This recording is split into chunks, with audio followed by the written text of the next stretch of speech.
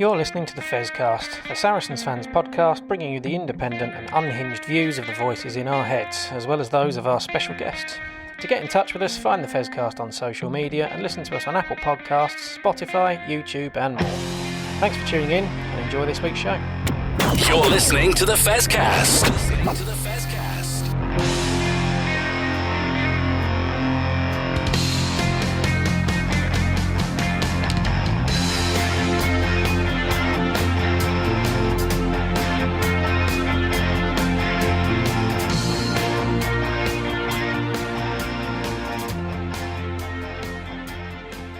Welcome everyone to episode 30 of the S.A.S. Remember me?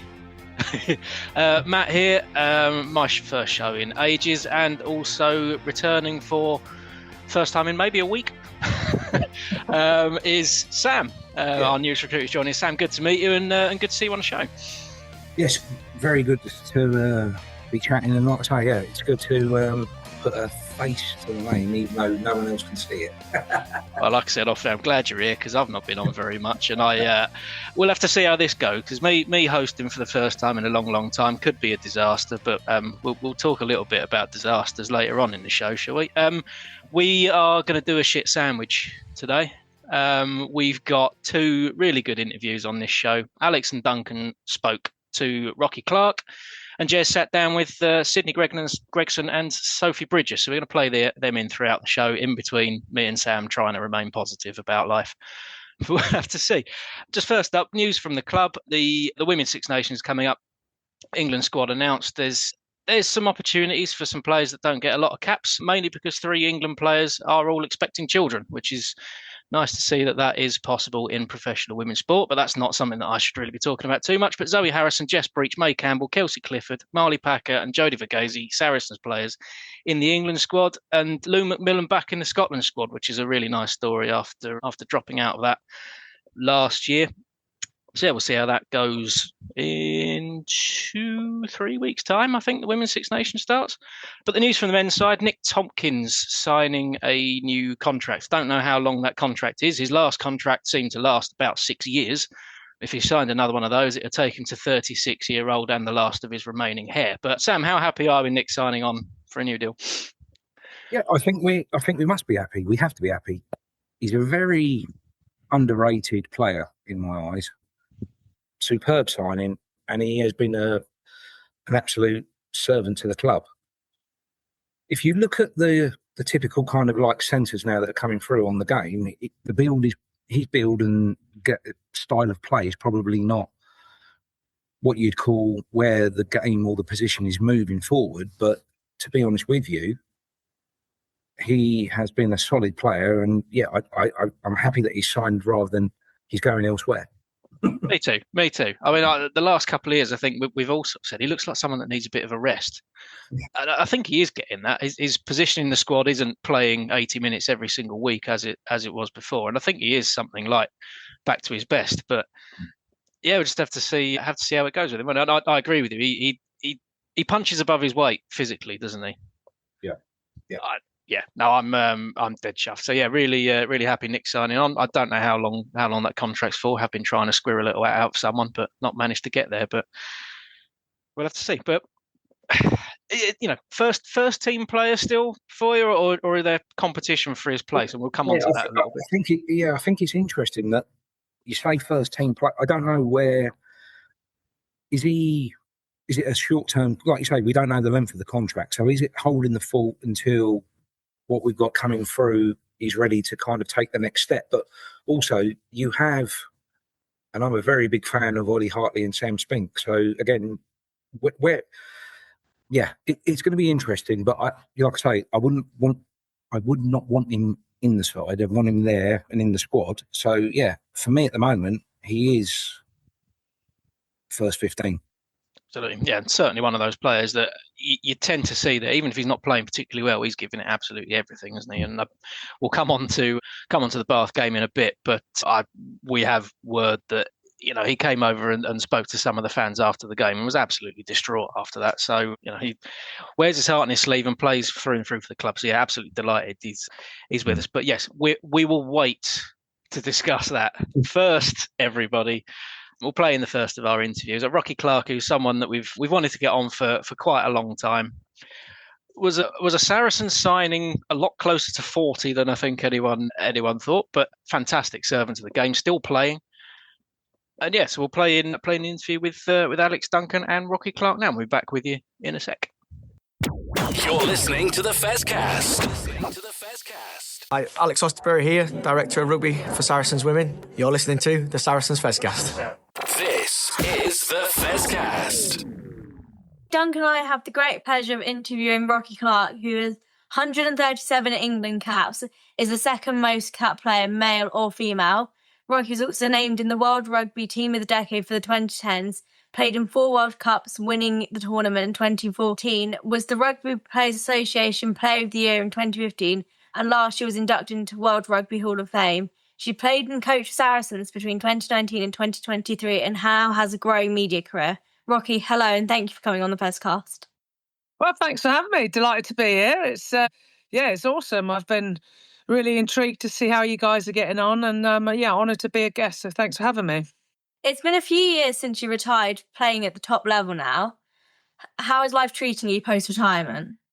Yeah, not too bad actually. So I'm still playing a little bit of championship rugby and for Buckingham Swans. So there's still a little bit of life left in the old girl. You know, everybody needs a prop, so you're in high demand. But I've been really enjoying my my media career, getting into the commentary, doing a lot of guest speaking and after dinner stuff and corporate events. So that's been really good and taking up my time, and then doing some coaching as well at school and a few guest sessions. So, yeah, life's been busy, and I've got my puppies that I like taking out for walks, going for coffee, and getting into a lot of charity bike cycling as well with the Golden Girls, with Tam Taylor, who played at Saracens, of course, Amy Garnett, absolute legend and stalwart of Saracens, and then Donna Kennedy, Scotland International as well. So we go and do lots of silly challenges and got a few coming up. I've spoken to a few players who, to varying degrees, some a lot more than others, have found that period post-retirement quite difficult, perhaps a loss of identity of not being a rugby player anymore, a little bit of imposter syndrome when they go back to clubs. Was that something that you found? Yeah, it was really, really hard retiring. I'm not going to lie, especially internationally, it was, really, really hard because, I wasn't Rocky the England player anymore. And that was a loss of identity, a loss of purpose. I was kind of looking at my life going, well, what am I meant to do now? And there was some really dark times, and I don't think we get enough support and certainly awareness to what you're going to potentially go through. Not for everyone, but certainly for me, I live, eat and breathe rugby and still do. But that transition was horrendous. And it was also sort of coincided, sort of lockdown-y time as well. And, I'm grateful that I managed to finish at the high level with Saracens, playing to the top level, and then, just have the odd run out now and again. But it's just for a little bit of fun and not too much stress involved. So it's all good. Brilliant. So last year you were inducted into World Rugby Hall of Fame along with the World Cup final. Can you describe your experience that weekend? Wow, honestly, it was insane. I had no idea I was getting the award, and there's only less than 200 people inducted into it. And to be in such an esteemed list of legends of the game who've done so much, I was truly humbled and honoured. But I got tricked into going to an online thing and being told you've just got to do a good luck message for the women. And I was like, oh, okay. And my agent was like, make sure you do your hair and makeup. I was like, okay, fine. And then it was Maggie on the other end going, we're not really here to get a good luck message. Actually, you're being inducted to the Hall of Fame. And I was like, oh my God, I'm quite a crier. So it was, just mind blowing to get that news. And the weekend was absolutely fantastic. So on the Friday, I got the award, and Science Museum was so good and massive in the top theatre there. That was wicked. And then had a couple of celebrations afterwards.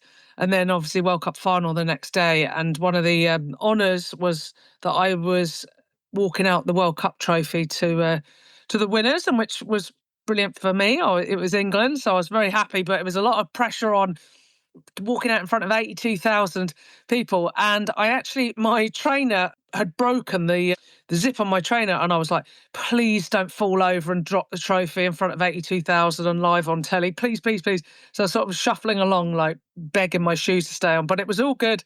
Didn't drop it. And yeah, my shoes stayed on. So we're all good. Incredible weekend. And I partied with the girls after. So that was cool. So we saw record crowds during the World Cup, especially in the final. But last weekend when Saracens played Gloucester Hartpury, the crowd was only about 2,000. So what do you think we can do to start to engage more of the people who clearly turn up to the England games and like watching teams like the Red Roses to then start coming to the club games? It's really difficult because that's, disappointing numbers in comparison.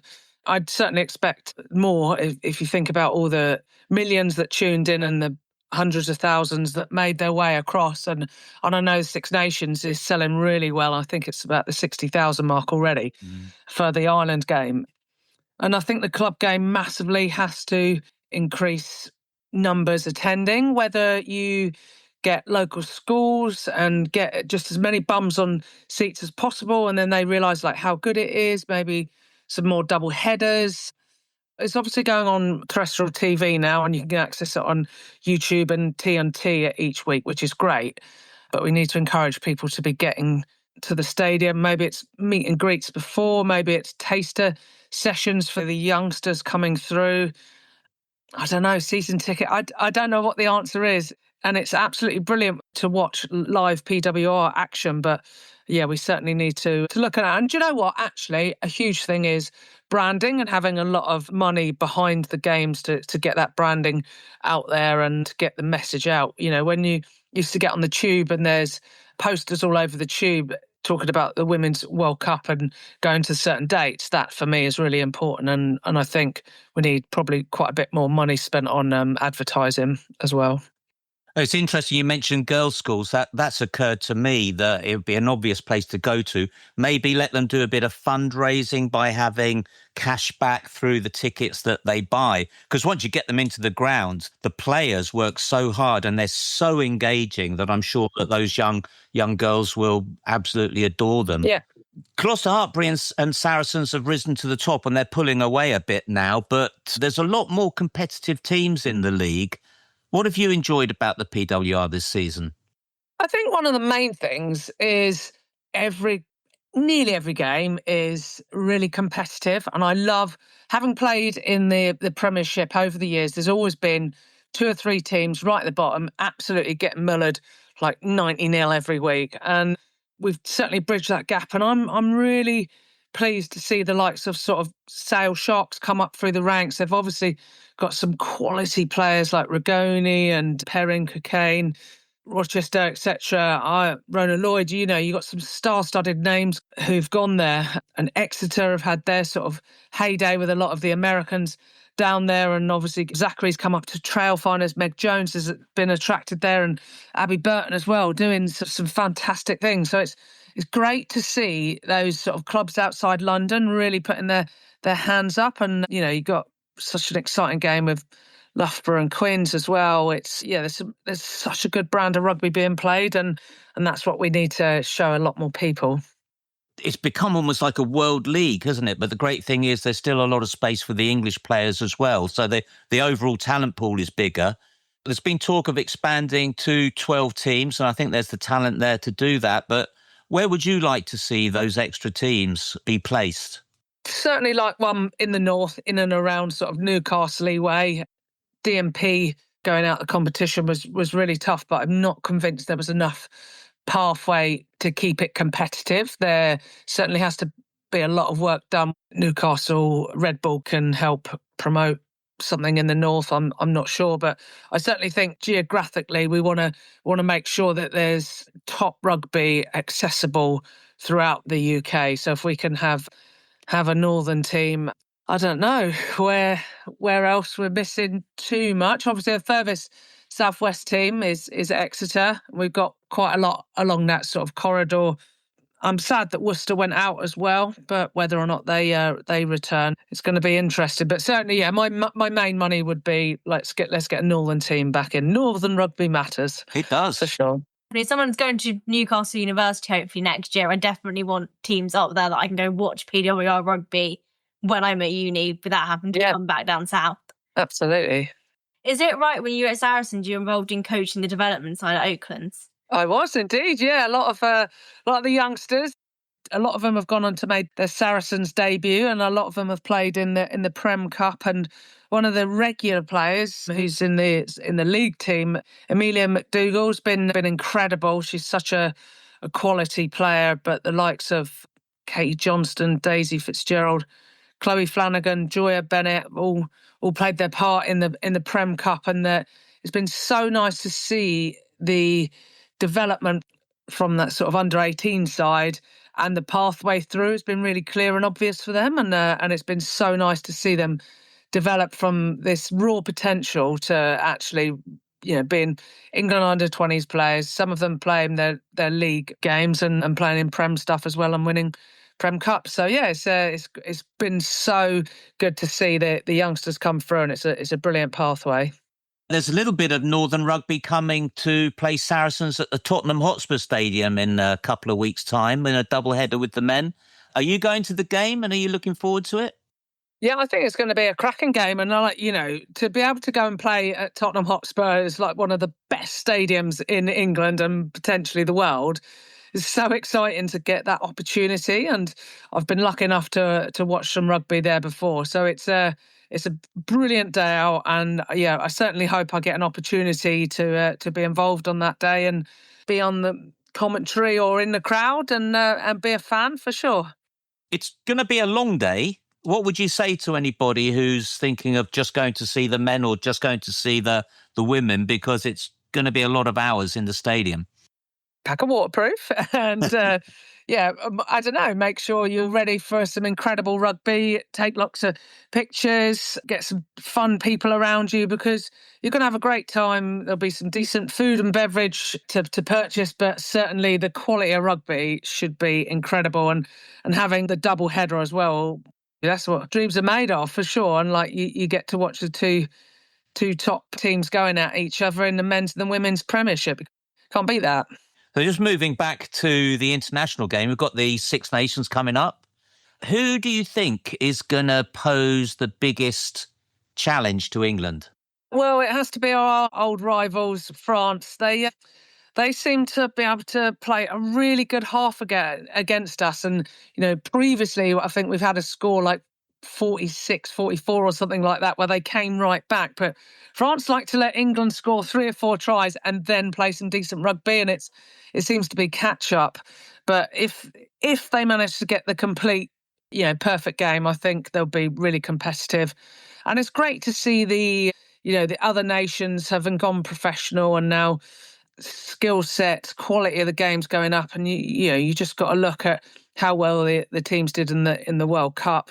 And I'm looking forward to seeing how Scotland and Ireland get on. Ireland has sort of been coming onto the radar, doing some good things, obviously with Scott Beeman there as well, the old England backs coach. I think he's probably brought another level of kicking and skill set to that quality Irish side. So just watch out. And Italy always have something up their sleeve. They're always so unpredictable. It's an exciting game, definitely. Yeah, it should be a good Six Nations. So your commentary for the recent PWR game in Bristol, your first time doing league commentary, how does that differ from the punditry work you've done before? It felt like a lot more pressure. So I've been quietly learning my trade in the men's champ rugby and doing lead commentary, and it's really daunting because you're in the driving seat, and people notice if you muck up. So it's about having the confidence and making sure you really do your homework, but bringing your personality as well is absolutely key, and that's what I do with my co-coms and my punditry. But you've got to have insight, and for me, just I've had some really good help with my commentary from Nick Heath, who's been sort of mentoring me, and he's somebody I really respect in that lead comms role. And to have him say, "Rocky, just be Rocky, everything will be fine," I was like, okay, take a breath and once I was into it, it was absolutely fun. I was really nervous, like the first 2 minutes.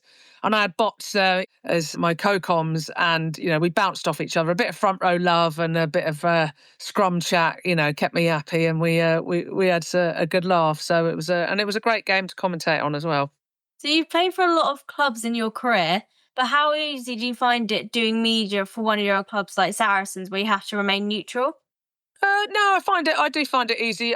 I'm somebody that recognises, even if a team's getting smashed 70-0, I will always find good stuff from the opposition. I think it's very much really important that you're impartial, and obviously I've still got a few friends who are playing and that sort of stuff, but I'll give them a shout out, but I'll give everybody a shout out who I can, and try my very best to be sat on the fence. And obviously when people I know have done really well, inside I'm like, that's fantastic. And just give everybody the accolades that they deserve, for sure.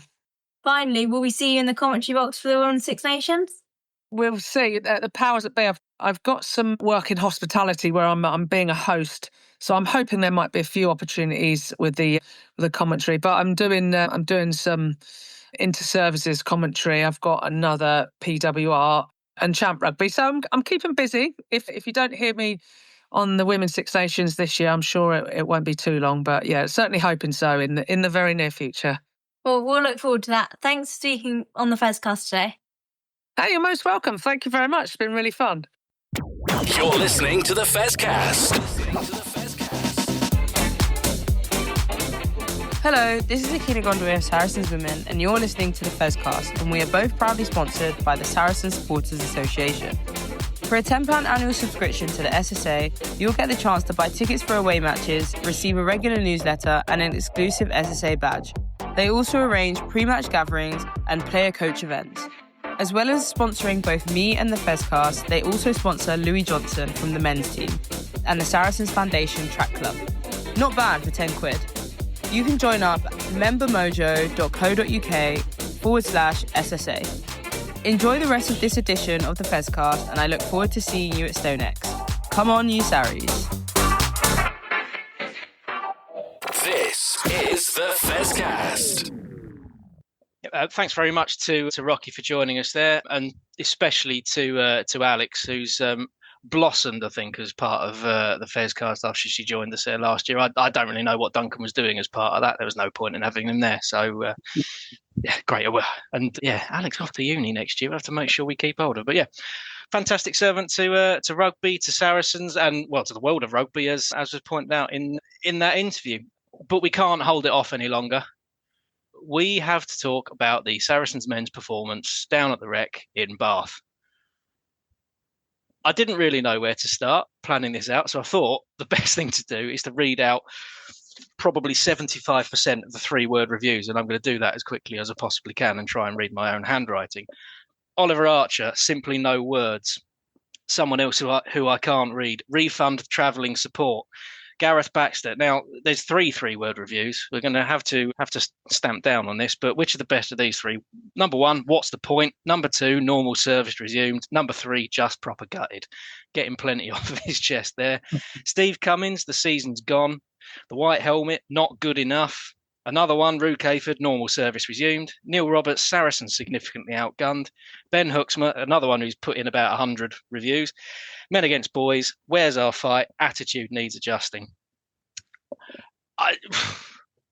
That kind of sums up everyone's feel, to be honest. But I mean, Sam, you've somehow managed to watch the game twice. Yes. A real sucker for punishment. So yes, look, just give us your thoughts on it overall. I understand the frustration. Let's actually let's get it out there first of all. Bath are by far the superior team. Yeah. That side that they put out on Friday night, probably not their strongest, dare I say it, and that's scary. But what they have coming off the bench, I feel, would give our Golden Years team a good run for their money. So would they beat us? Of course they wouldn't. But that's how good they are. Are we the the catalyst of our own undoing? I feel, yes, we are, more often than not.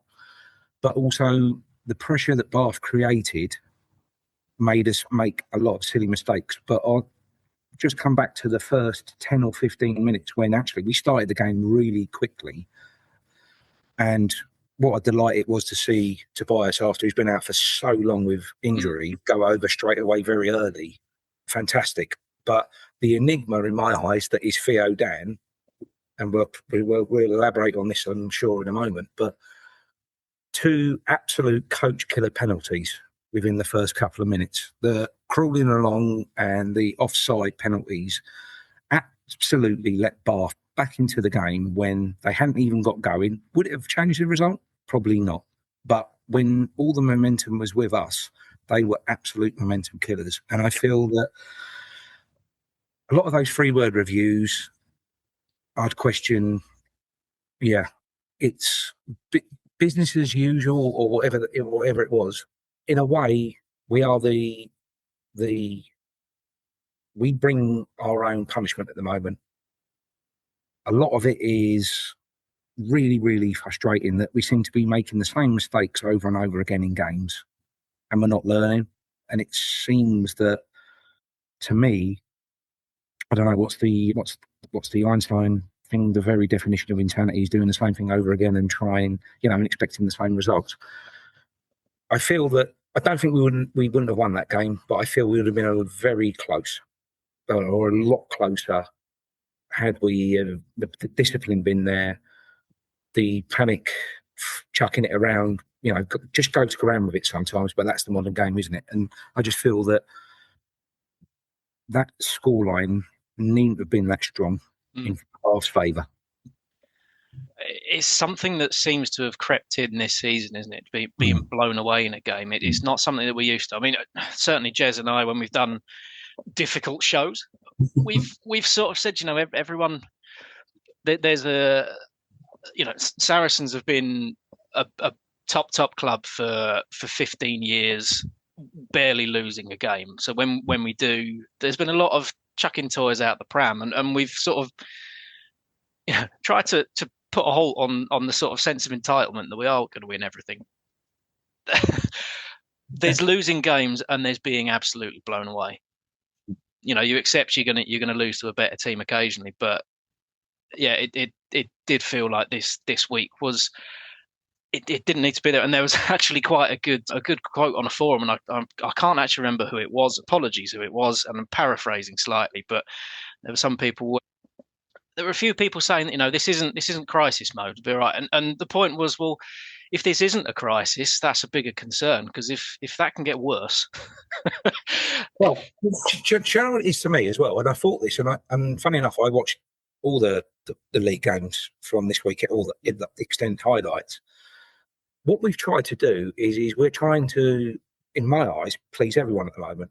We accepted that when Faz went, Billy, Mako, everyone else, we were going for a bit of a rebuild, but we didn't really go through that rebuild. And I'm going back to what made me say this is I watched Exeter at the weekend. They basically, a few years ago, everyone barring Henry Slade, correct me if I'm wrong, anyone out there, but anyone was gone. They bled the youngsters, and it was pain, and they went through that. And last year, they second from bottom because of Newcastle. But we're trying to go for a rebuild, but we're not going for a rebuild because we've still got all these players, and we're bringing them back, and so forth. And I feel we have no identity. And we picked up on the group chat at the weekend that interview with Mark McCall.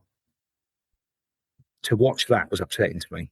So what he's gone through, I don't personally know, but you're only looking from the outside in, but to know the struggles he's had and to watch that interview and body language, I don't think he knows or has the answers anymore. No. And it's a struggle, and I think we've tried to juggle too many balls or balance too many balls, what you want to call it, and we've ended up not knowing where we are or what we're doing. No, and I mean the interview with Mark McCall, it's heart wrenching, really, because you can see he's been beaten down by this, and he's struggled at times over the last few years as well. And to be honest, it's the right time for him to go at the end of the season. And hopefully, you can go out with, this isn't gonna tarnish what he's given to Saracens in any way. However, this season ends, you do question whether, in hindsight, potentially this, it could have happened a bit earlier.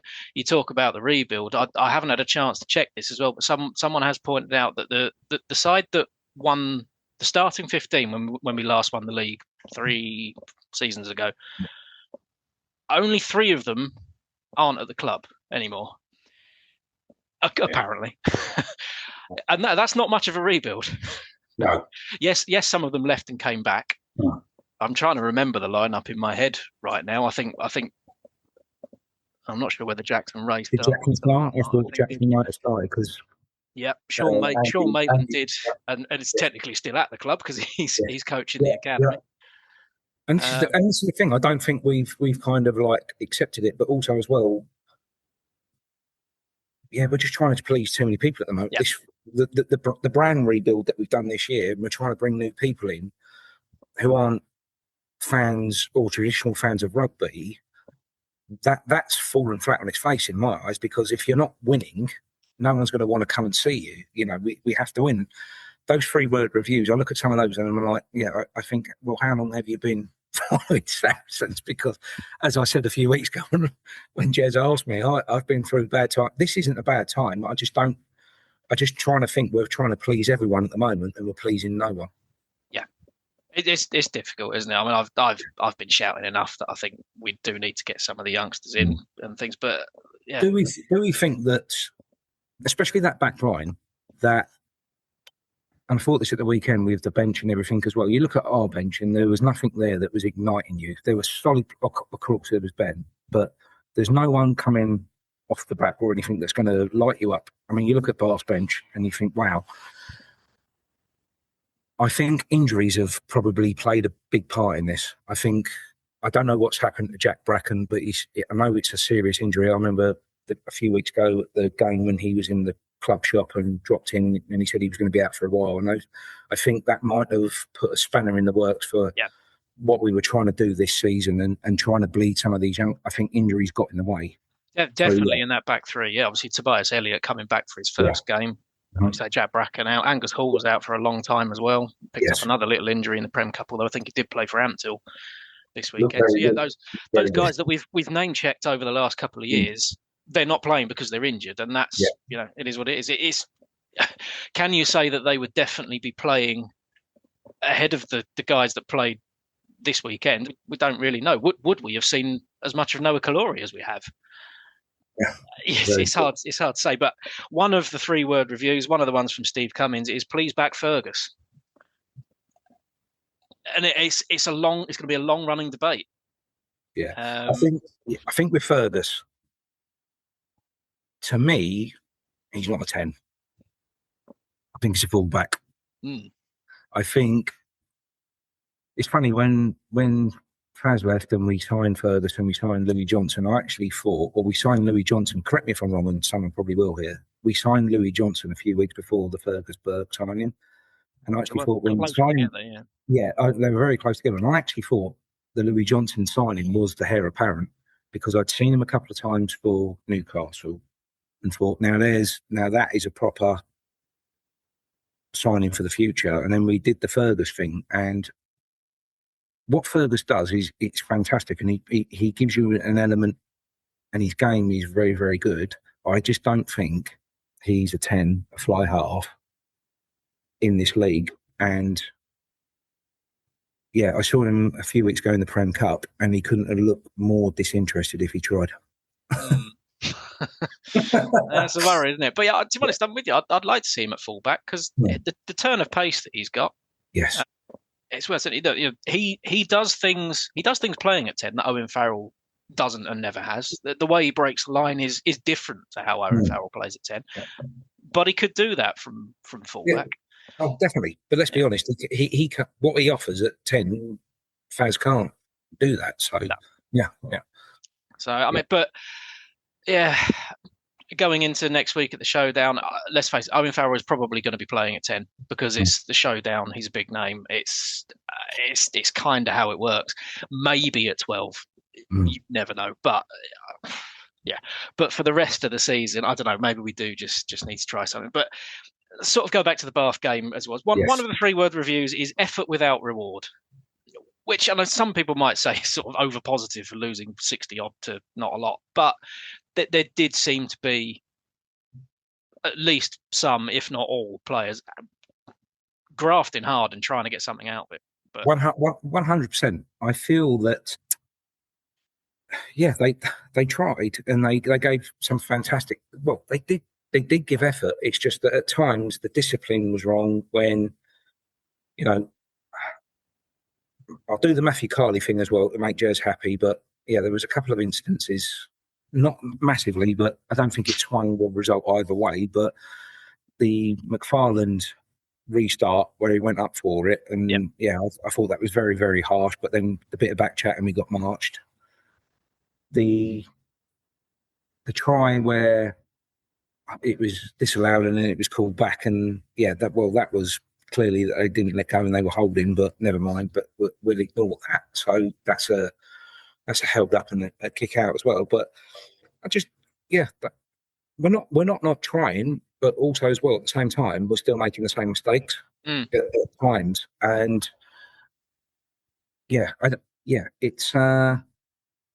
it's frustrating. But they are, to say that they're not turning up or they're not trying is that's not correct. They are, No. But at the end of the day, they do make their own mistakes. We are our own worst enemy at times. And I just feel that how many trips to the 22, did we go? And you're thinking we've got to get in here and we didn't. And it's just, but they are a fantastic team and such is life. Well, Bath are a very, very good team. And we could have played out of our skins and still lost by 20 potentially. But like I said, there were some decisions that went against us, but you can't blame the referee when you lose by 50. It's just not. It's just not right. It's just not right. I think in a way there's just the mental resilience that I think a lot of that we built our success on just doesn't seem to be there at the moment. And I think some of the decision making is a result of that. I also think that when we sign a player from Saracens, and Mark McCall's thinking is they sign for life or they sign for longevity. And the Tom Willis thing, I think, has rocked us because that doesn't happen very often for a player of that impact, that good, that quality to be gone within 2 or 3 years. And let's remember, the first year we signed him, he had an injury, didn't he? Because I think we wanted to push Billy to the side or bring Billy on as an impact player, and he had an injury and that didn't quite go to plan. But how well have we done our homework? You can only be excited by Alfie Barber and what's coming because fantastic. Yeah, I mean, if you could replace Tom Willis with anyone who's playing in the Premiership and certainly an England qualified player, that's about right, really, isn't it? But for the performance at the weekend, it's hard to pick out individual names because I think it was just a poor team performance all round. But you mentioned Theo Dan earlier on, and I think he is someone that we should discuss because we've discussed him quite a lot, mostly around his line-out throwing this season, which actually seemed to be all right. I will give credit where credit's due. Yes. But he's, my thought on Theo Dan this season is he basically tries to play like Tom Willis with the ball. And he is very good at breaking the line. He's very good at carrying the tackle. But he does get isolated and turned over an awful lot as well. Does he actually need reining in a bit? Is he just sort of trying too hard in that respect? Yes, is the simple answer to that question. But coming back to the line out, I actually thought on Friday night it looked a lot better. The whole operation of it. I think we lost one from my count. And again, if anyone's out there, please shout out and correct me if I'm wrong. I won't. But We'll ignore him. you give credit where credit's due. But again, I do think, and he was a winger, wasn't he, when he first started? I'm led to believe, or I've read somewhere or an interview, and I do feel he does need bringing in. I think that what he gives you is fantastic angle, but he needs to get the basic right at his position. And I personally think it's cost him his England place, or the place on the bench. He is an enigma. I remember when he first burst on the scene, and it was going to anywhere but a Saracens player with the line out, and then he had it nailed down for about a year, 18 months, and then it's gone backwards again. But what he gives you is something very, very different, but also as well, he needs to nail down the specifics of the position. But also as well, I think that, and again, watching some games at the weekend, is that not where the position's going? That they're all dynamic. They're not a hooker anymore. They can't throw a line out, but by God, they can give you something. I mean, the scrum is actually quite often, it's two props and six blindside flankers, isn't it? Yeah, exactly. Yes. But, I'm with you. He's frustrating in a way, because you look at some of the performances that we've had this season, you think, oh Jesus, what's going on? And yet he's still in the England squad. He's still that good a player, and we're still kind of frustrated by what we're seeing. So just imagine how good he is when he does nail it. But it was frustrating against Bath, but then it was frustrating from everybody, really. Yeah, it really was. And even, they just smelled blood at the end. Bath did. I think I remember Tom Willis went off, and you looked at him, and he was sat on the bench, and he had his right knee, his right knee. As you look at it, it's covered in blood. Ben got an injury; he has to go back on, and he got turned inside out by Finn Russell with about 10, 15 minutes left. I think we just have to, accept that, yes, they are the superior team, Bath. It's scary, the depth they have, what they can bring off the bench. It's like the Springboks for the Premiership, really. You looked at what they had and what they were loaded with, but at the same time, it could have been a bit closer. We inflicted our own damage at times. Just before everyone starts crying foul about Bath and the salary cap, they have passed their audit as champions in the last week or two. But what that means, I don't know. But we passed it, so that's fair enough. It's Bath, though, isn't it? Even if they were doing anything wrong. Absolutely. Two more 3-word reviews for you, and kind of linked. Number one, Adam Mills, Venter much needed, and Paul Topham, start from scratch. They're kind of hinting at revolutions there, which might be a bit strong potentially, but I mean, definitely some fresh coaching and some fresh ideas, I think, is what's required. We go back to Mark McCall and his interview. He's a tired man, clearly, and however much respect you have for him, that has to be filtering into the squad. So 100%. It comes from the top down, and we do need the doctor back, because he's not going to stand for it. And it's going to be interesting, because we've signed a lot of, we as I mentioned, I think last time I was on, I think it's 11, well, with the Nick Tompkins signing, I think that's 12, 13 of our own that we've re-signed. So I think they're going to get a bit of a kick up the backside, so to speak. Is it needed? Definitely. But I think, it just needs a fresh approach. Like we say, with Mark, I just feel that it can't help but seep down. Who's running the show? With everything that's gone on as well, we haven't touched on this yet, but with Maro, with England, the Lions, his mother passing, God bless her, that guy needs a rest. But when he has a rest, he's not playing for Saracens, and that's our club captain. And I feel we have Faz there. We have a lot of senior players, and I get that. But we're missing this. We're missing that voice that has been chosen and appointed to lead us. And I think it comes back to Matt, what we said earlier on. I think we're trying to please so many people, or trying to do so many different things. We're in a rebuild. We're not in a rebuild. We're going to get into the top 4. We might have a run a bit in the playoffs, and actually we're not doing anything, and we're making a right hash of it. I think I've said it already this season, but I think if we go into next year, we're playing our younger players, provided they're fit. We're building a lot from within. There's a lot of academy guys coming through. If we lose more games than we win, doing that, blood in our own, seeing it as a project, then I'm all for it. But yeah, it's more of the same at the moment, isn't it? It's just hard as well, though. Like, we come back to the rebrand and the original club of North London. We're trying to grow fans in a very, you've all gone over this before I joined. We're trying to grow a brand. We're trying to grow a club, get more fans in. New fans will only want to see teams winning, and you can't do that by bringing your youngsters and letting them learn on the job. And again, it comes back to that: what are we trying to do, and who are we trying to please? Or it's just we're identity, isn't it? All about. I'll try and build it. I have got a positive 3-word review for you. Yeah. It's from Steve Cummins, and it's still above Quins. There's always someone worse off you.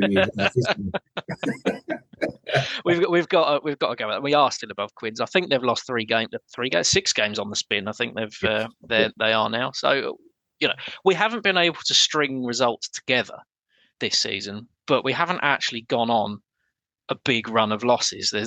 It's been sort of win 1, lose 2, win 2. It's just been a bit disjointed, isn't it? But yeah, it could be worse. It's the Alton Towers roller coaster, isn't it? We're up and down. Yeah. There's a few others. Another one, crisis meeting needed. I mean, how many of them are we going to have this season? That was Mark Collins. Josh Miller, worse than England. And we're getting more and more doom now with that. And another one from Steve is focus on Europe, which is all well and good, but that's Bath away again. It is, but I find this a bit interesting because, well, I don't know, their depth of squad is just scary. I mean, we'll go down there. Hopefully, we will. Will we go fully loaded? Actually, thinking about it, will we go and commit? Because, correct me if I'm wrong, looking at the bracket or the fixtures, if we win that, are we not? Is it Bordeaux or Toulon, or we've got one of the top ones that we've got to go through there? So again, over there. Yeah, I don't know if that's the answer, but again, how loaded will we go? I personally don't think we will go very loaded. I don't know what your thoughts are. I think the only thing that means we will is, even if we lose, there's then I can't remember, there's 1 week or 2 weeks off, so we're not immediately back into Premiership rugby. Even if we win, I think. I know that maybe there is 1 more week, but I don't know. It is a chance to build a bit of momentum if you try and string something together. But obviously, I mean, we'll talk about it in a bit. But we'll see how the coming weekend goes first. Trying to think of something positive to say after that. We've just lost by 65 points. The positive was the line out. The line out. Sorry, the line out has been a real big issue. It hasn't even mattered who the operator's been this year, even with Jamie George, even, dare I say it, James Hadfield. At times, it's been all over the place. It looked solid. It looked a well-drilled unit, and like I say, barring one, which was debatable, it was a far improvement on previous weeks. Yeah. Well, something's got to go right, hasn't it? And like I say, and Tobias back as well, and two tries. So absolutely, we've got to take these. Tobias Elliott, like I said on our WhatsApp group, he's learning from the Max Malin's try scoring charts, where beat no defenders in your entire career and score 20 tries a season. That is a bit harsh on both of them, but that goes back to a statistic that we saw ages ago about Malin's try scoring efforts for Saracens. Or it's no different to a hooker scoring from 5 metres, is it? But Tobias back. Obviously, Angus Hall coming back and playing for Ampthill. Those young guys are back and kicking around, which is good. And some players coming back from injury. We'll just have to see what happens to the rest of the season, won't we? But we'll talk about the immediate future. when we come back from another break from us. And this time Jez has sat down with the S.A.S, as he put it, Sydney Gregson and Sophie Bridger for a little chat. Hey, it's Charlie Hodgson, and you are listening to the Fezcast. This is the Fezcast. Well, I'd like to welcome a couple of players who we decided to name the S.A.S Centre Partnership. On the back of it, I commented on Sydney's Instagram post and messaged her and said, did you and Sophie fancy coming on the Fezcast to talk about being the new S.A.S? And I'd like to welcome to the Fezcast Sydney Gregson and Sophie Bridger. Welcome to the show, ladies. Thank you for having us. What an entry. Well, it's an absolute pleasure. I mean, that came after the Quins game, which was a couple of weeks ago now, and was a really impressive showing from the both of you. It prompted us to talk about the S.A.S, referencing you to Alan Shearer and Just Sutton, which I don't expect you girls to remember or even know about, because it was well before your time. Your performance against Quins together, you just seemed to gel. Yeah, I think me and Sid have been on and off with kind of being able to play with one of us feeling rubbish and the other one feeling great. So it was finally, like we were saying, it's been building for a while and we've been feeling it in training. And so it was great to now be able to get a few consecutive games under our belt together, both feeling kind of 10 out of 10, and then being able to really get that connection to the point where now we just know what the other person's going to do. And I mean, that showcases onto the pitch. And I think against Quins, that really came alive. It was fantastic to watch. And I mean, obviously, you didn't play this weekend against Gloucester Hartpury.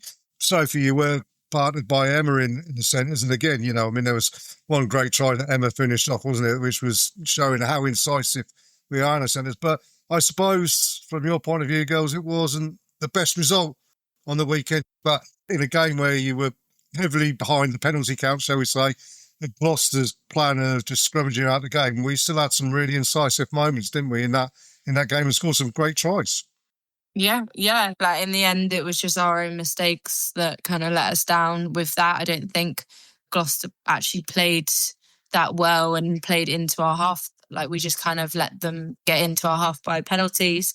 But when we did have the ball, especially in the first 20 minutes, I think we were really clinical in how we were. And obviously we just let ourselves down there in the second half. I don't know how it looked from kind of off pitch. Yeah, I think the same. I think the first 20 minutes really exciting. And I think, when we have the ball and when we're on the front foot, it's fun to watch. And I think it's fun on the pitch as well. It's fun to play.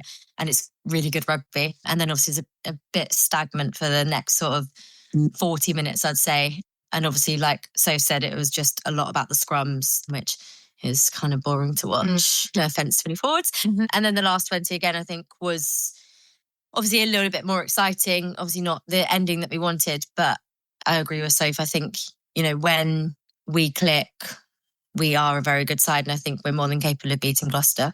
Hopefully we'll meet them again later on in the season. It was a bitterly cold day by all accounts. I couldn't make it on the weekend, but those that went said it was a bitterly cold day, and we know that wind, when it comes down through the Stonex, I mean, it can have a huge effect on the game. But if there's a game where the scrum is the main point of action, as it were, as it was for long periods of that game, how difficult is it for you in the backs to keep yourselves warm, keep your hands warm, and be ready for when the ball does come to you, which admittedly for 50 minutes of the game just didn't happen, did it? No, I agree. I feel like we just definitely did a lot of standing around. I think though I think we've done it enough now that we know how to switch on and switch off, and it's the little moments in between the scrums that we can utilise to the best of our ability with chatting to each other. And then it's as soon as that kind of scrum resets and everyone has their own way of doing it, but just kind of getting back and focused. And then obviously a few star jumps on the pitch would help a little bit. I'm an old forward. If you listen to the Fezcast, you'll know that I mentioned reasonably regularly that I used to play number 8. So that's the sort of game that I enjoy, getting in the scrums, pick the ball up and, not letting the backs have it, and that's up to you. That's your fault for being backs, I suppose. Now, we'll come back to the Premiership because you've got a bye week this week. So, I suppose that's the question, is it having a bye week after a result like you've had? That can't be good, can it? Because I'm sure you guys despite the fact you've both got black eyes and at the moment, and look like you've been through the run, as it were. I mean, having a bye week when you really just want to get back on that horse and ride it again, it's got to be difficult, hasn't it? There's pros and cons to it. I think the pro is we've got an extra week of training together before we then, have the showdown, which is obviously another big game. I do think also, you do want to keep that consistency and keep, especially like you say, when you've had a loss, to then just get back up on the pitch again and sort of right those wrongs. But yeah, I think sometimes an extra week of training is good. We then got 2 Tuesdays and 2 Thursdays together where we can really sort of build those connections again and sort of look forward to the next game. Right, indeed. And we'll talk about that towards the end of this interview and what Sale Sharks can expect, what sort of backlash they can expect. But before we do that, I want to talk to you about your careers and how the pair of you have developed. And I mean, let's be honest about it. You've been criminally underused internationally. We would say that. We've been pumping you guys for a long time. Okay, it's very difficult to get into that England side. Obviously, you're putting yourself in the shop window. Six Nations coming up. Do you think you've got a chance of being in John Mitchell's thinking? Personally, I mean, no, I don't think I am. I think I'm sort of at that age now where I'm sort of, I'm 30 now. So I know, getting old. Obviously, I just want to enjoy my rugby personally, and I'm enjoying it at Saracens and just play as much as I can. And yeah, I think I'm at the point in my career as well with teaching where, that's very busy. So for me, the most important thing is, enjoying my rugby. And I know Sophie will be awkward speaking about herself, but I definitely think she should be sort of back in and around that squad for sure. The way she's been playing this season, I think she's been one of the best 12s in the Prem. So hopefully she will get the shot she deserves. Only made easier by a good 10 and 13, though, however. I echo what Sid said, though, really. Like, I think for me, the start of the season has seemed to be not my best track record for 2 seasons in a row. So it's just about, for me, getting back and enjoying my rugby. Like, coming back just before Christmas was a bit tough with just like illnesses and things. And then January, obviously, we had no games. So actually, I've just been really enjoying these last however many weeks, playing and being in and around the girls and just enjoying rugby. And I think that showcases onto the pitch. Like Sid said it there, we've both just been enjoying our rugby. And I think that's why part of the reason that we've been so good on the pitch and so good together as well, because we're enjoying it and we're enjoying just having a laugh together. I think that's when you play well as well, when you enjoy it, and then that's when the opportunities come, isn't it? The pair of you, you've had your difficulties with injuries over the past couple of seasons, and I interviewed Rotimi Sheggin a couple of weeks ago for the Fezcast, and we're talking about him this season having a consistent run of first team games because he seems to have got on top of injuries and everything. Is there anything that you guys are doing differently to try and keep yourself on top of issues that you might have had in the past? Is there different conditioning you're doing, different exercises, or is it just a case of, sometimes you're unlucky, sometimes you're lucky, and at the moment, long may that last? I don't do anything too much different. I think you just your body is allowed to be on a good run. And I think also the way that the season's designed, you have those breaks, and then Sarah's about managing those breaks. So our physio team are very good at also understanding each individual and what they need, and listening to you when you think that your body's not just because you're tired, but because there's another reason, and that's probably your body telling you that something's not quite right. So I think the management there, we've getting ahead of it almost in that way. Were you always centres, or is this something that you developed as you got older? At what point did you say, centre is my position? Did you play anywhere else? I know, Sydney, you've appeared on the wing a few times. Yes. Fullback on a couple, bit of versatility there. But I mean, when they're desperate, No, I probably shouldn't say it. No, I started out at fullback actually as a kid, and then they probably realised that I couldn't kick, so moved sort of to wing, a bit of centre, and then sort of was playing a bit more wing, and then I was adamant that I wasn't quick enough and wanted a bit more action. Still does that, but have you seen her, Emily? So yeah, I think that was the main thing really. I like being a little bit further in the pitch. Yeah, I just think it's centres are fun, aren't they? Yeah. Similar to Sid, actually, I was like a full-back, but in the very early years. And then got put in as fly half when I went into under 15s at the age of 13 with how I used to work with girls rugby at the time. Went in at fly half, and then I was a fly half from the age of 13, 14 all the way up until kind of Hartbury University. No, up until Gloucester, really, when I then went to centre. And everywhere. Wings, every position, wherever they needed me. And then when I came to Sarries is where I've kind of really cemented into that 12 position and kind of found like the home for it and got very specific in how to play 12 and how to play it well. So I think at Sarries is where I settled in it. But for a long time I was fly half at uni. Being centres, we've already discussed it, is very much about being a partnership. And you guys are definitely a partnership. Do you look at other partnerships to see how they work? My favourite centre partnership of all time was Frank Bunce and Walter Little for the All Blacks in the early 1990s. And again, I don't expect, but look them up on YouTube. They were quite impressive. They were very impressive as a centre partnership. I mean, but do you look at centre partnerships and try and emulate what they do or take things from, and who have you watched and over the years, men and women's rugby, and said, yeah, those are guys that I really like to emulate and take from them their game? So not so much as a partnership. I watched a fair bit of rugby anyway. I love the way Hugh Jones plays. He's sort of my ideal 13. I think the partnership thing, every centre partnership sort of brings different skill sets and different things. And I think, like Soph said earlier, the more we're training together, the more we're playing together, we kind of are just on the same page. Like she says, we know what each other are going to do. I know that she's always got my own side. I know she's always, even if she is, she doesn't even need to say anything sometimes.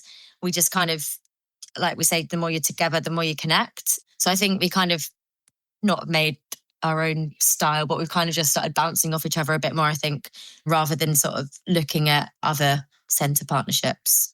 For yourself, Sophie, is there anybody that you particularly enjoy watching as an inside centre? No, I actually don't watch as much rugby maybe as I should. I don't. There's no one really that comes to call when you say that. Of course, like I've learned off other people growing up. Like I think being in and around kind of Tat when I was at Gloucester and learning off her, but then actually also coming into my own style and really getting out all of these kind of traits that I have. But I think when we had Duncan a couple of years back, he, like obviously as a centre himself, was really great to learn off. And I think that's where we first started like partnering up in that centre and kind of understanding each other. Feels so long ago now because we were like a lot younger, but I think with Duncan kind of being the main one there, just really driving how we partner well together. And then I think it's just kind of come naturally. Yeah. I wouldn't say I've thought about it too much. Now, a question for you, Sydney, playing 13. Are you a greedy 13? I say this in a nice way. I mean, Rory Underwood is England's record try scorer, and he scored 40-odd tries for England. But they said if he hadn't played outside Jeremy Gusker, he would have scored an awful lot more, because Jeremy Gusker was a great try scorer himself with great pace and everything like that. Other wingers always getting on at you. Our wingers do score a lot of tries as well. I mean, Alicia's on a fine run of form at the moment. Are they always in your ear hole asking for that pass, or are you one of those guys who backs themselves a bit more, perhaps, than others? I'd like to say a mix. I'd say quite a lot of the way we play, not without giving too much away, no, I'd say quite a lot of the way we play, it's not normally me that gives the pass. I'm normally sort of on a different line. Or if, obviously set piece. In open play, I think, it depends on obviously what I see in front of me. I think there's times where we watch back and I'm thinking, I just need to give that one against Quins, for example. And then there's other times where I will just move the ball early and let our pacey girls do the work. So I kind of would like to think I'm a mix. I like, if I see the space, I like to love having ball in hand, like to take it on. But if there's obviously a better option, then I like to give it to the fast girls. Sophie, the pass you put into Jess against Quins a couple of weeks ago for Jess's coast-to-coast try. Number one, what was going through your mind as you're under your posts and you suddenly see that, we're going to go for this? Suddenly puts an awful lot of pressure on with the balls going across the front of a defence behind your own line. And then secondly, I mean, I expect Jess is very vocal that when she's got the pace up. She wants that ball, doesn't she? I was lucky to be in the centre on the open side of the pitch. I think me and Sid always swap, so I was just there when I needed to be. But I think just like you have that space in front of you, and we're encouraged here at training to, doesn't matter where you are on the pitch, like if the space is there, you go to the space. And so it was a bit of a no-brainer just to be shouting for that ball. And then, yeah, I knew I had Lottie on my outside, and then Jess kind of looped round on the outside there as well. And it was just like a simple, I mean, we had acres of space, and it's just about being brave in those areas. Sometimes the simple stuff is when you start to overthink, isn't it? And try to do things too clever. It was lovely to see you just do the simple right thing and put them away. It was a fabulous try. I mean, Saracens seem to have a record, both men and women this season, of scoring tries, but in every game we score one world-class try. I mean, is this something everybody's trying to outdo each other over? No, I don't think so. I think we're just trying to get to a try of the week, aren't we? Next big thing coming up is the Showdown. As much as I don't like going to the Spurs Stadium, being a West Ham fan myself, it's an amazing stadium to play in. First time for the ladies to play there, I think, isn't it? And I mean, how are you looking forward to going out in front of 60-odd thousand fans in an amazing stadium? I mean, it is an amazing stadium. Well, I say it quietly, but it is. Not quite the Emirates. But Stevie Shagan as well, we had this same conversation, Arsenal. It's not Upton Park, which is my old stamping ground. But how are you looking forward to going out in front of 60,000, potentially 60,000 people there? Yeah, absolutely buzzing. I think it's going to be just an amazing day all round. I think buzzing for Diz Rascal as well. I think both games are going to be really entertaining. I think that's sort of the brand of rugby. I think we're trying to play this year. We've had, obviously, Kevin, I'm going to say his surname, and Rowe. Kevin Rowe come in, and he has just been amazing at sort of getting us to look up more and play almost a simple style of rugby, as Sophie said earlier, but also one where we're moving the ball to space and we're scoring worldy tries. So, yeah, really looking forward to hopefully putting on a show. And, yeah, I think it's just, as like I say, just going to be a good day all around. Kevin coming in as an attack coach with all of his experience. And obviously, Alex, having gone to the World Cup with Canada and helped them out. And you got a lot of Canadian players, Alicia, obviously Sophie de Goody. Hopefully she's back from injury fairly soon. We hope Liv's not too bad after having to go off on the weekend. Are you seeing a different way of playing because you've got different eyes coming in, a different viewpoint? And it seems to have helps the team develop from last season. Yeah, I think it's really changing the way we're playing, and everyone is buying into it, and we're being put in outside of our comfort zones, and he's really encouraging a whole style of rugby that's a little bit new and different and what Saracens need. And yeah, it's great what he's bringing. He is a world-class coach. And the Canadians are great as well. We love them. They're such positive people. Yeah. And so competitive, just amazing athletes. So they've kind of just, what they bring as well is just, amazing and just really upped the level, I think. Yeah, definitely. Let you guys go, and I'll finish it off here, but to say thank you very much for your time. No, thank you. Wish you all the best at the Showdown. We'll see you there. Give you a wave and everything. Thank you. Thank you so much. And give our regards to the rest of the team. Yeah, cheers, guys. See you later. Thanks. Bye. Hi, this is Petrus Duplessis, and you are listening to the S.A.S Cast. This is the S.A.S Cast. Well, thanks to Jez and to Sydney and Sophie. I've got two issues out of Jez's interview there. One is that he's compared Sydney and Sophie to Chris Sutton and Alan Shearer, which is a reference that neither of the two of them are going to understand. And number two, Sydney Gregson saying she's getting on a bit having turned 30. I mean, I'm a few years older than her, and I'm feeling very distraught about that. So thanks, Sydney. But yeah, great to hear from both of them, both in fantastic form for women. Obviously, we did unfortunately lose to Gloucester Hartpury again the other weekend, but there's a chance for another 5 points, we hope, as we come into the Showdown, which is what we're going to discuss now very quickly. A double header at the Tottenham Hotspur Stadium. Travel disruption once again. But, it's a good day out over there, and at least we've got two teams to watch, so hopefully one of them might win, Sam.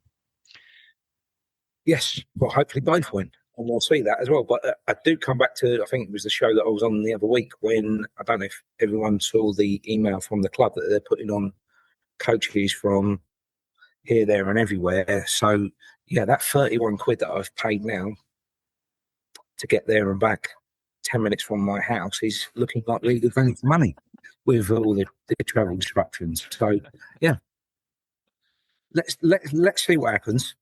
You have to commend the club for what they're doing to try and widen the audience. You know, Dizzy Rascal and all the rest of it. The snazzy kit.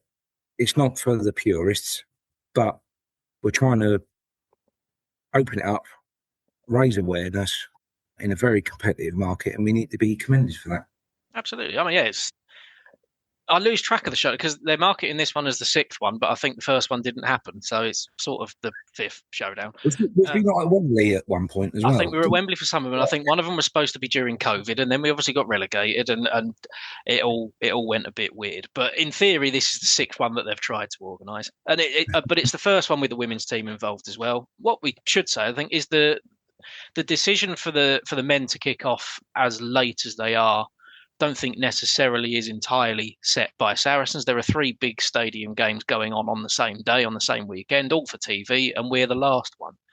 So there is a bit of back and forth from various fans over whether they like the fact that the men's game kicks off as late as it does. But it is. I mean, Sam, the fact that there's 2 games to watch, you can be there all day if you like. That's got to be a positive, right? It has, yeah. You've paid your ticket, you pay your money, you take your choice, and yeah, you can be there all day. It is a pig of a stadium to get in and out of, but it is what it is.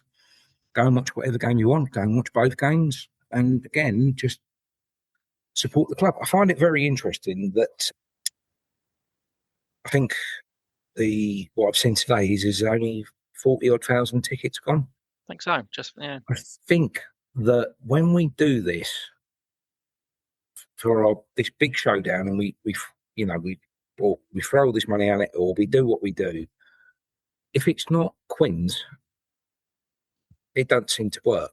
I remember a couple of years ago at Tottenham when it was Bristol Bears. Yeah. Yes, correct. And it was a 3/4 empty stadium, and I just feel that, you know, they've got their own game, or they've done their own game as well. And Northampton is probably the better fixture for the purist. But at the end of the day, if you want to get bums on seats and sell as many tickets as you can, I think there's another prime example of that. Yeah, if it's not Quins and it's not the London derby, it's not really working. So, yeah. Yeah, I mean, I think it was Quins themselves who didn't want that big game to be the weekend that it is, and turned down the opportunity to be involved in it, and Northampton have taken it up by the sounds of it. And you look at how Northampton lined up in the weekend just gone, and you would say that they're going to be full tilt against us, wouldn't you? Yeah, but they are coming full tilt. I mean, yeah, when you look at their depth, it doesn't look that great. And like I say, they got away with one at the weekend, but they're coming full pelt. That annoying little so-and-so that is Henry Pollock will probably rise to the occasion, and the TV cameras. But let's just see maximum effort, let's just give it our all. If we don't win this, I think season's over already, to be fair. The fact that we're in touch still with a top 4 place is quite astonishing to me, but everyone behind us is worse than us, so that's a good thing. But let's just maximum effort, minimum, let's just go for it. Let's just all out there. We've got enough. We have to win. If we don't win, it's season over. So let's go for it. Let's give it maximum effort, and don't rock up like the NFL players like they did last year. Just come in the tracksuits. Just do that. It's not. We can't be doing that. The position we are in the league, where we are, we can't be doing that. Let's rock up as a team. Let's give it everything we've got, And if we lose, we lose. But let's go for it. Yeah. Well, you got the women's game at 2:30. You got Dizzy Rascal in between, and you got the men's game later on. You there for the whole thing, Sam? No, unfortunately, like I say, the buses that the club have laid on, it's not picking us up from live in Aylesbury. It's not picking us up till 2:15, unfortunately. Okay. Yeah. So yeah, we'll be there. We're gonna miss the ladies' game, but unfortunately, yeah, that's such it is.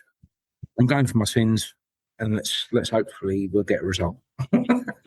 Well, I am going to be there for the whole thing because I think I've got about the only train line that's running near me. So I've got also isn't helping me from my part of it. So yes.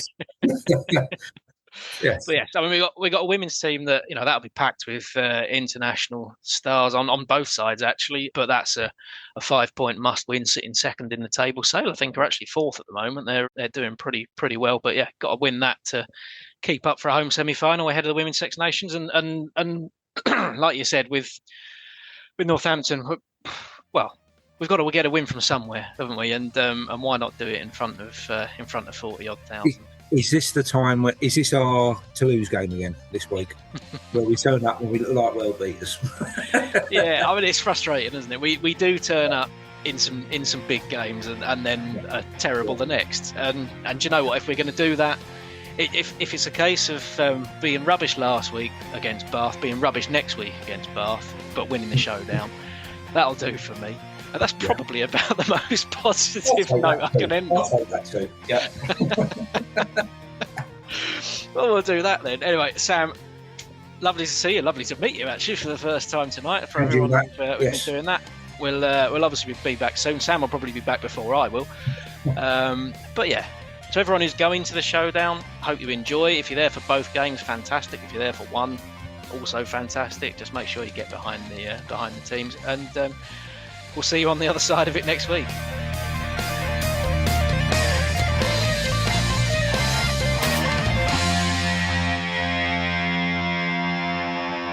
This is the S.A.S.